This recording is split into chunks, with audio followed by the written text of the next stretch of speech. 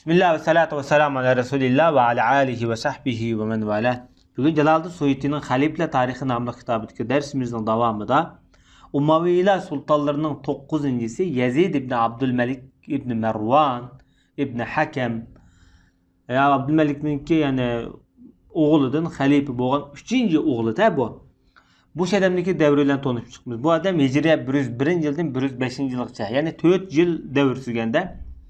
Bu adamdaki kunyası Ebu Halidul Umavi Ad-Demşiqi Demşiq çoğun boğan 71. yıl tuğulgan xilafetke Ömer ibn Abdülaziz vefat boğan deyken o kişi Süleyman ibn Abdülmelik'nin veliahd belgilisi arkalık xilafeti çıkan. Yukarıda öttü bu mezmullah.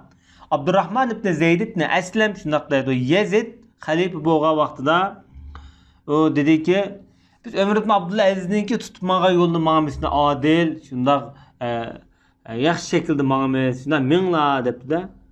Şundaq 40 adam, 40 şeyh hem şu vaxtı ki adam keltirilipdi. Ular hemmisi bununla halifelerge ne hesap yok ya azap yok degan guvalıqni beripdi. Bularning hemmisi şu vaxtı ki saray şeyhler bo'ladi undaqda.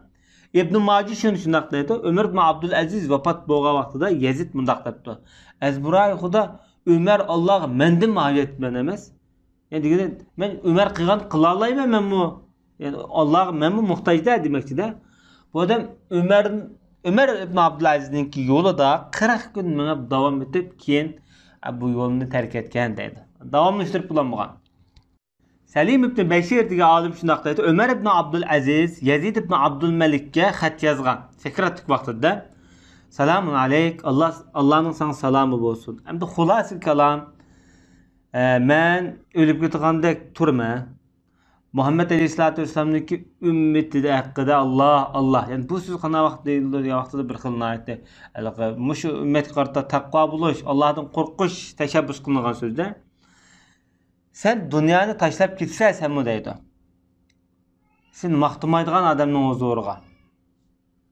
Sana fırsat vermeydiğin adamın kışığı devam etse, yürüysen ve selam de. Bu nima degan vaqtida kıyametning dehşeti, Xudoning Allohning so'rqining dehşetidan bu kishini ogohlantiryapti bu jihatda. Hamda Hijriye 102 yil bo'lgan vaqtida Yazid ibn Muhallab Umayyalarninki xilofatiga qarshi chiqdi bu adam. Shunga Yazid ibn Abdülmelik bu Yazid ibn Muhallabga qarshi enisi Musallimet ibn Abdülmelik ibn Mervan'ni askerler evetkendikin keyin Yazid şöyle mağlup bulup öldürüldü. Bu Muhallab ailesi hemmisine komandan ailelerden. Dadısı Muhallab şunda. Muhallab ibn Abi Sofra. Bunun balları Yazid ibn Muhallab şunda. Lekin bu kişi hem de Heccaj'dan devirde Khorasan hatta Mavra Nahr Türkistan rayonuna kadar bu adam emir bo'lgan. Heccaj bu adamınki zekilikinden komandanlık güçlük siyasi tedbirden qo'rqib buni solab qo'ygan. Xorasanning valiligiga elib tashlaganda Ömer ibn Abdülazizning davri kelgan vaqtida bu odamni ma'lum darajada huquq bergan. Ömer ibn Abdülazizninki davrida bu odam turmda qochib ketgan. Chunki Ömer ibn Abdülaziz hamda shu Xorasondagi ayni vaqtga chiqqan mollarni talab qilganda bu odam shexi mard qo'mondan bo'lg'achqa bütün Xorasonning boj, o'shur, zakat hammini shu davlatning askarlariga berib aytgan gapda. Shuning bilan askarlar jiq bir-biridan qobiliyatli askarlar bo'lgan. Endi keyin bu odam Ömer ibn Abdülazizga xat yozib, "Men sendan andish qilib, qo'rqib, qochib ketmadim. Sening bir odil podsho ekanligingni men e'tirof qilaman.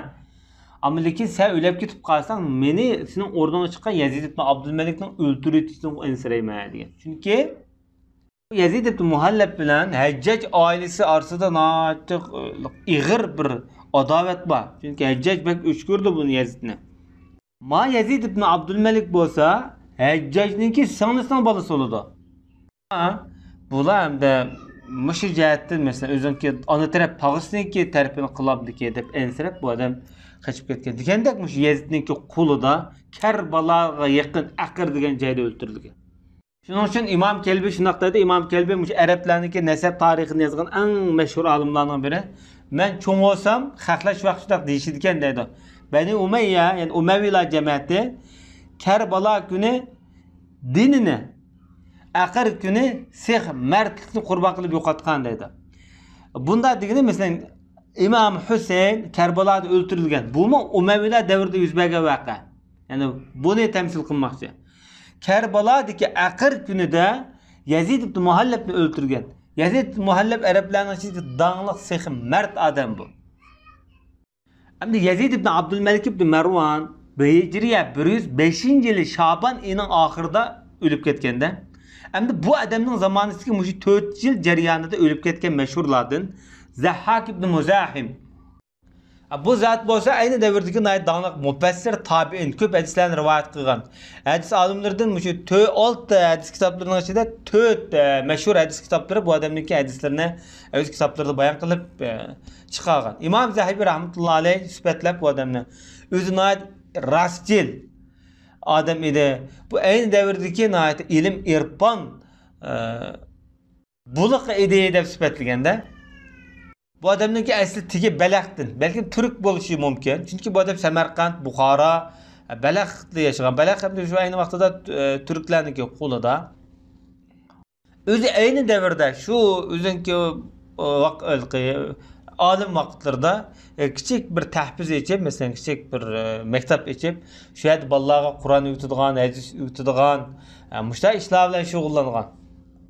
Özün öğretken bilimlerine pulanmaydıgan da zahid ötken adam da. Bu adam Abdullah ibn Abbas, Said ibn Cübeyr, Katarlık müstakişlerden hadis rivayet kılgan. Bu zatniki yeni bir takvalıklardan şunçular şu ilim öğütüş işleriyle, ilim irfan bilen şoğullanıp turup yani keç oğanı yığılaydıkken de bir gün ben kançilek Xudaga amel kıldım ben bilmeyme de. Bu bir öz nefsidin mağrurlanış, öz nefsidin fakirlanish emas, öz nefsidin Allah'ın huzurida texminayeti tövençilik, kemterlikning asosida Allah'dan bir qo'rqgan taraflar. Bu nefside qalbda bo'ladigan bir xil güzel tuyg'u, bu yaxshi kishilarda bo'ladigan. Bugünkidek bu menmenchilik, dangvozlik qaynab ketgan bugungi davrda bu o'rganishlik bir avval. Yahya ibn Ma'in, Ahmed ibn Hanbal, Abu Zur'at ar-Razi qatorliq mashhur hadis olimlari bu odamni sifatlagan. Chunki bu odam Anas ibn Malikdek sahobalarla uchrashgan ayni vaqtlarda. Undan boshqa Adi ibn Arta'at degan odamni mushtavirda o'lib ketgan.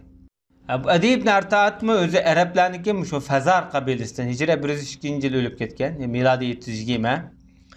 Bu odam o'zi muhaddis tabi'in, shu davrdagi hadis rivoyat qilgan ishonchlik odamlardan, o'zi Damashqda yashagan Araplarning ichida chiqqan mashhur aqillardan. İmam Buxoriy rahmatullohi alayhi bu kishini hadis rivoyat qilgan.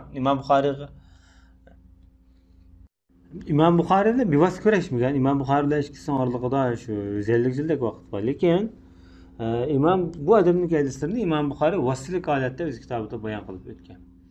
Bu zatni o'z davridagi danglik olimlardan, o'tkir faqih, onun üstüne o'tkir vaiz, yani nutq qobiliyati yüksek, yuqori derecede şu paytlarda. Yani ulamalar bu kishini ishonchlik, hafizlardan deb sifatlagan. Ömür ibn Abdülaziz'dagi davrda Basrak vali bo'lgan Iroqda. Şu vaqtda Yazid ibn Muhallebni müşahidem tutib Ömür ibn Abdülaziz'dagi huzur avatgan. Chunki Ömür ibn Abdülaziz ashta qilishni talab qilgan. Yazid ibn Muhalleb man avat debdi. Keyingi mezgillarda Ömür ibn Abdülaziz o'lib ketib, Mustamet ibn Abdülmelik ibn Marwan Yazid ibn Muhallebni o'tgan vaqtida Yazid ibn Abdülmelikning davrida.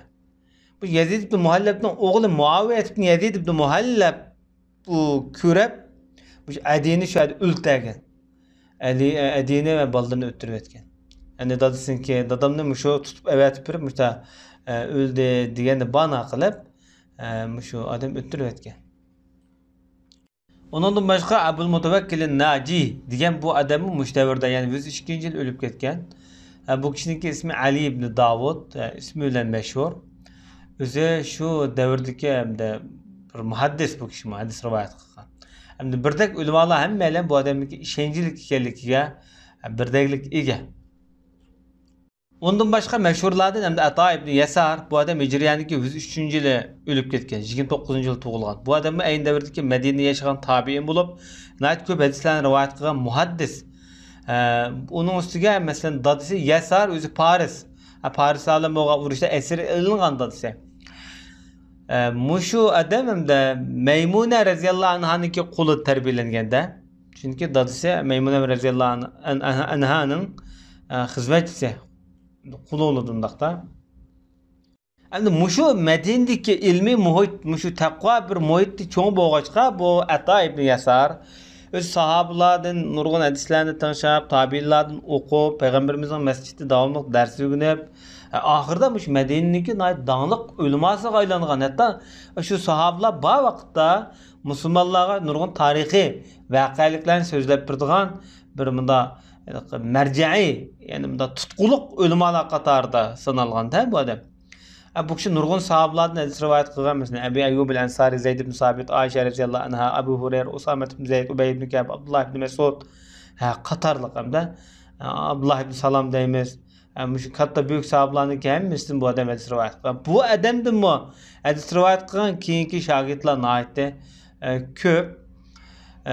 Bu adamga berilgan bahalarda İmam Malik rahmetullahi aleyh yedisini köp rivayet kılgan nait işençilik adam ideyi deb süpetligen bolsa Yahya ibn Ma'in, Ebu Zur'at Razi, İmam Nesiye qatarlıq alimlar bu nait işençilik zat degan bahane bergen. Onundan başka büyüklerden Mücahit namıyla meşhur boğan bir zat var. Bu adam Hicri 21. yıl doğulup 104. yıl ölüp ketken. Özü imam, fakih, işençilik alim. Köp hadis rivayet kılgan ravi. Bolapmı tefsir ilmida, kıraat ilmida Kur'an-ı Kerim'deki nayet meşhur. Şu hadis ilmi, Kur'an ilmi, tefsir ilmida meşhur. Nayet uçur çıkan, vayık yetken alimde. Bu Abdullah ibn Abbas'ın nayet yıkımlık, köp yeni tuğan şagirdi. Kur'an-ı Kerim'de 3 kıtım Abdullah ibn Abbas'ın kuluda tanıştıp okugan bu adam. Hatta her bir mesele, her bir ayetini sorap muşunun nimdeyimiz dep näde düşken qaysı vaqalik aş jihat hemme jihatdan mudaq yetilgende bu Kur'an-ı Kerim'ni okuş jihatda. Şunun için tefsir ilmida Mücahit Abdullah ibn Abbas'ın dediği rivayetler köp bolap İbn Kesir'nin Kur'an-ı Kerim tefsiri namlı kitabında Mücahit'in ait köp tefsirler rivayet kılıngan. Demek bu adam hem de aynı vaqtdaki şu tefsir ilmideki en meşhur alimlerin qatarındaki bir eylem buladı bu ondaqda. Onundan başka büyüklerden Yahya ibn Vessab bu kişi şu köpüde ötken nayeti dağınık Kur'an ilmi münasebetlik ilimden nayeti vayık yetken ulemalarınki biri. Özü hem de Parislardan, Kaşandın, İran'daki Kaşandın. Şu yerde aynı vaqtda şu uruşlarda esir geçiyor batalları. Abdullah ibn Abbas'ınki qolu tushgan. Abdullah ibn Abbasga tekkan bu kishi ham derlik. Nima ulashtirgan vaqtida g'animat ulashtirgan vaqtida. Shuning uchun Abdullah ibn Abbas da o'qib tarbiyasiga erishganda, keyin hamda bu kishiniki dadisi hamda men Kashanga ketay deganki Abdullah ibn Abbas ruxsat qilgan. Lekin men o'g'li Yahya şu ko'prik bağa vaqtida men mishar qilib qilib men ilm o'qiyda da deganki ma'qul deb ko'prik qo'yib ketganda shu vaqtida Ali ibn Abu Talib, Abdullah ibn Mas'ud qatorliq shu sahobalarda, tabiinlarda nayt ko'p o'qigan bu adam. Ulamalar bu odamga bergan baholari nayt ko'p, nayt ishonchlik degan. Buni shu Qur'on qiroat ilmi bilan shug'ullangan bolalar bir o'rganib qo'yish bo'ldi bu odamniki tarjimalini. Lerden Halid ibn Ma'dan bu adam aynı vaxtdaki tabi'in köp hadis rivayet kılan ravilarınki biri. Bu adamı hem de 70'tek sahabalarla uçraşkan. Bu nayet zor çoğun gep hem de Resulullah'ın kögen bir kişiler bilen ilim sohbeti buluş. Bu büyük bir fazilet artıkçılık bu adamın nispetten. Demek şularınki ilmi, ahlakı bu adamı çıkan bulu da ondakta. Şunun için köp sahabalar da hadis rivayet kılan. Cümlede Muaviye, Ebu Hureyre, Miqdad ibn Ma'd ibn Karb, Abdullah ibn Ömer qatarlıq sahabalardan. Muaz ibn Cebel mesela, Ebu Ubeyd ibn Cerrah, Ubadet ibn Samit, Ayşe radhiyallahu anha şulardan ügengen ondaqda. Ondan başka Şa'bi, Irak'ın alim Şa'bi. Biz böyle Bukhari dersinde nayet köp davet dep keldik. İmam Şa'bi. Bu kişinin ismi Amir ibn Şarahil Eş-Şa'bi. Biz Araplarınki Emdanlardan da.